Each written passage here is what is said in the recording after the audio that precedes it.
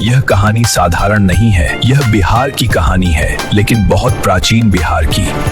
वैदिक काल में इसकी पहचान अलग थी। मगध, अंग, विदेह, ये राज्य नहीं, ज्ञान केंद्र थे। यहीं गुरुकुल पनपे। शिक्षा जीवन से जुड़ी थी, धन से नहीं, धर्म से। यही वैदिक परंपरा थी। गुरु ही जीवन पथ दिखाता था, शिष्य सेवा से सीखता था। ज्ञान मौखिक था, याददाश्त ही पुस्तक थी। वेद यहीं गूंजे, यज्ञ शिक्षा का केंद्र थे। यहीं दर्शन जन्मा, तर्क सिखाया गया। राजा भी शिष्य थे, जनक इसका उदाहरण है। शिक्षा सबके लिए थी, स्त्रियां भी विदुषी थीं। गर्गी का तर्क अमर है, मैत्रेयी का ज्ञान गहरा था। यह सच कम बताया गया, इतिहास चयनित लिखा गया। बिहार पीछे छूट गया, पर जड़ें गहरी थीं।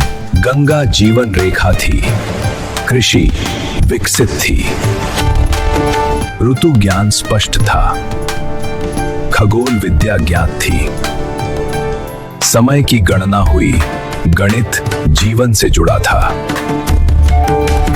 समाज संतुलित था, आश्रम व्यवस्था थी, त्याग सर्वोच्च था। यही वैदिक बिहार था। नैतिकता शिक्षा थी, प्रकृति पूज्य थी, वन संरक्षित थे, नदियां जीवन थी, हिंसा न्यूनतम थी, ज्ञान फैलता गया पीढ़ियों तक। मगध उभरने लगा, अंग भी महत्वपूर्ण था, विदेह ज्ञान केंद्र था, वैदिक से महाजनपद। निरंतरता बनी रही। बौद्ध काल आया, पर जड़ें वैदिक थीं। नालंदा की नींव, बिहार विश्व केंद्र बना। फिर पतन आया, इतिहास बदल गया, पहचान धुंधली हुई, पर मिट्टी नहीं भूली, स्मृति बची रही। लोक में ज्ञान, भाषा में दर्शन, पर्वों में अर्थ, संस्कृति जीवित रही। बिहार सहता रहा, पर टूटा नहीं, चेतना बनी रही। आज भी इसी धरती में यही असली बिहार है, किताबों से बड़ा, समय से परे,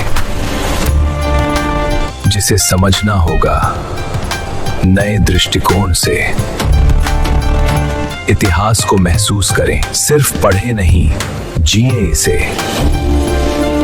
और यह कहानी जारी है, जब तक याद रखी जाए और समझी जाए।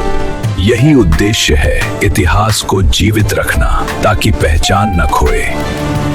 क्योंकि बिहार